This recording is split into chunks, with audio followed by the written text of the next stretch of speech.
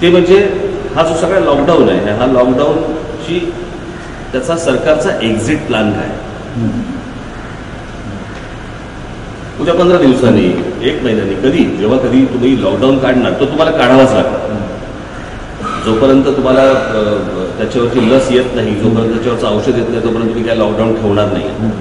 So हा तुम्हाला कधी ना कधी तुम्हाला काढावा लागणार. तो काढल्यानंतर तुम्ही तो आयत्या वेळेला सांगून चालणार नाही, तर तुम्ही तो 10 ते 15 दिवस अगोदर तुम्ही तो लोकांना सांगणं आवश्यक आहे की तुम्ही काय काय प्रकारे तुम्ही पुढे जायचं आहे, काय काय गोष्टी सुरू होणार आहेत. कारण अचानक आज केलं सुरू, उद्या बंद केलं असं करून नाही होणार.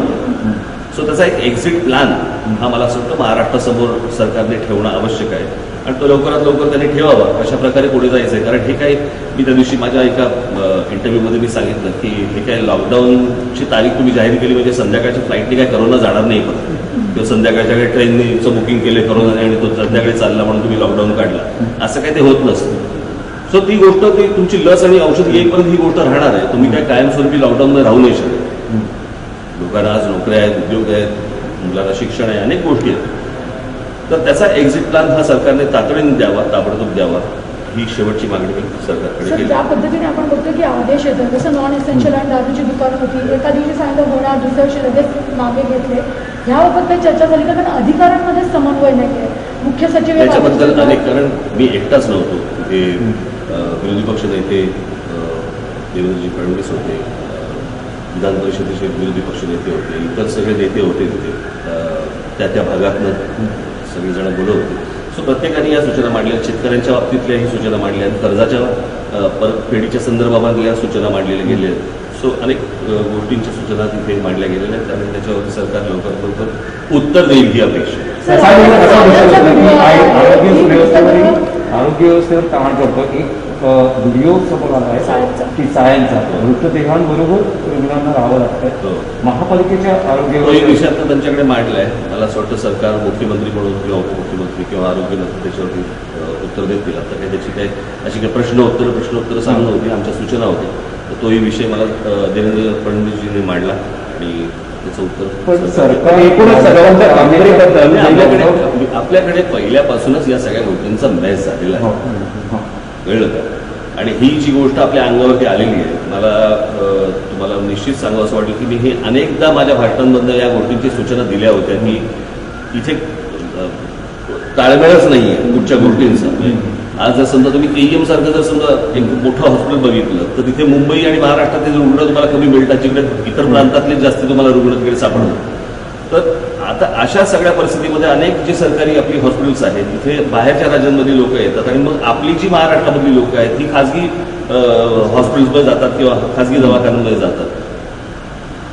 आज वेळ आहे सरकारला की ह्याची सोय लावणं, या राज्यातल्या लोकांना या सोयी मिळणं, ज्या या राज्याच्या आहेत त्या सोयी मिळणं आणि त्या सोयी लावणं हे सरकारचं आता सगळ्यात महत्वाचं आणि मोठं काम आहे.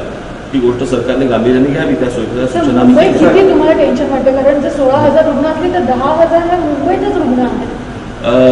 मला असं वाटतं त्या मानाने आपण जगाचे काय जे आकडे बघितले त्या मानाने आपल्या देशामधले आकडे फारच कमी आहेत आणि ते का कमी आहेत, कशासाठी कमी आहेत, त्याच्यावरती व्हॉट्सअप युनिव्हर्सिटी आहे. तुम्हाला मुंबई कंट्रोल करता येईल. मुंबईचा रिकामी केली म्हणजे आता अनेकांना गावी जायचं आहे, परप्रांतीयांना आपण परवानगी दिली, पण महाराष्ट्रात एंट्री आणि एक्झिट वरती जोपर्यंत कंट्रोल आणत नाही तोपर्यंत या गोष्टी होणार नाही. प्रत्येक ठिकाणी तुम्ही ही माणुसकी असं नसतं. जगामध्ये तुम्ही कुठच्याही इतर देशांमध्ये ज्याला जातात त्यावर ते काय माणुसकीचा विचार करत नाही तुमच्याकडे बघून. ते त्यांच्या यंत्रणा ज्या काय असतात त्याप्रमाणे ते काम करत असतात आणि त्याप्रमाणे तुम्हालाही केलं पाहिजे. तिसऱ्या वेळेस लॉकडाऊन वाढवलं, विरोधी पक्षाचं काय म्हणतात? 17 वाढवला जावा की कसं आहे, आता 25 तारखेला आहे ईद, बरोबर आहे. तुम्ही अजून किती वाढवलं नाही आणि समजा हे जर लोक सगळेच जण जर रस्त्यावरती आले आणि जर त्याच्यानंतर कंट्रोल नाही झाला तर पेशंट्स वाढणार. याची खबरदारी सरकारने आता घ्यायला पाहिजे. म्हणून मी सांगितलं की ह्या सगळ्या ठिकाणी तुम्ही काय होतं की SRPF लावणं, बरोबर आहे. याचा अर्थ काय पोलीस यंत्रणा कमी पडली असं नाही. 1.5 महिना काम केलं त्यांनी, अहोरात्र काम केलं, त्यांच्यावरती ताण आलेला आहे, ते थकलेले आहेत.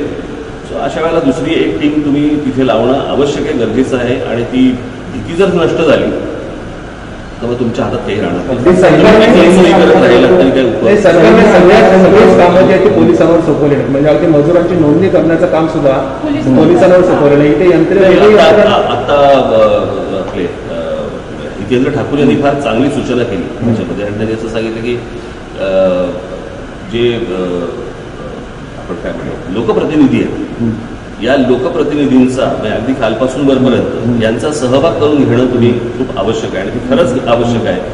कारण त्यांचा जो सहभाग हा जर तिथल्या सरकारी यंत्रणेला मिळाला तर तो जास्ती उपयोगी पडेल आणि त्यांच्यावर ताणही कमी होईल त्या दृष्टिकोनातून. कारण जर बाकीचे मग सगळेजण जर समजा नुसतेच घरी बसले, रस्त्यावरती कोण होते, त्याच्यामुळे त्यांच्यावर जास्ती ताण येतो. मजुरांच्या तिकिटावरून जो वादंग झाला होता, परप्रांतीय मजुरांना जे रेल्वेकडनं तिकीट आकारलं जातं, पैसे घेतले जाऊन परप्रांतीय मजुरांकडनं पैसे घेतले जात आहेत असे माहिती तिकिटाचे घेऊन तिकिटाचे पैसे कठीण परिस्थिती. ते प्रश्न असा आता ह्या म्हणून मी म्हटलं ना की शेवटी जरा थोडंसं पुढे हे माणुसकी बिणुसकी काही गोष्टी आपल्याला जरा थोडं आजूबाजूला ठेवता येतील. उद्या तुम्ही येताना पण सांगाल की पैसे घेऊ नका म्हणून.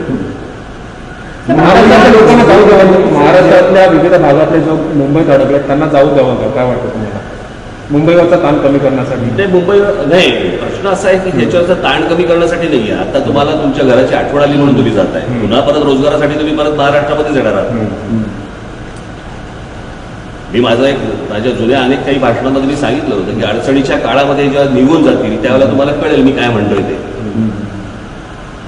ज्या राज्याने तुम्हाला सगळ्या काही गोष्टी दिल्या त्याच्यावरती ज्यावेळेला सगळ्याच देशावरती आज संकट आलेलं आहे, न्यायाशाचा भाग नाही आहे, परंतु तुम्ही इथून बोलू शकता. पण ज्यांनी तुम्हाला रोजगार दिला, तुमचा रोजगार इथे आहे, अशा वेळेला तुम्ही निघून जाता. उद्या रोजगार इथे ज्यावेळेला कारखाने सुरू होतील, तर गोष्टी जेव्हा सुरू होतील आणि हे जर समजा लोक आले नाहीत तर काय करायचं, हातावर ठेवून बसायचं. राज्यातल्या लोकांना पण चालत जावं लागेल. हायवेवर तुम्ही बघितलं अक्षरशः आपल्या वडिलांना कसं आहे, पहिली आपण एक गोष्ट लक्षात घेतली पाहिजे. तुम्ही काय, मी काय, सरकार काय, कोणी केंद्र सरकार असेल तर राज्य सरकार असेल तर तुम्ही आम्ही सगळे, अशी परिस्थिती आजपर्यंत आपण कधी बघितली ना. ह्याची उत्तर तुमच्याकडे ना, ह्याची उत्तर कुठच्या सरकारकडे ना, जगातल्या कुठच्या सरकारकडे. सगळेजण चाचपडत आहेत आणि त्यातनं मार्ग काढतायत. मला असं वाटतं की या वेळेला सगळ्या सरकारांना, ते केंद्रातलं असेल, राज्यातलं असेल, इतर कुठचीही असेल, याला आपण साथ देणं आवश्यक आहे.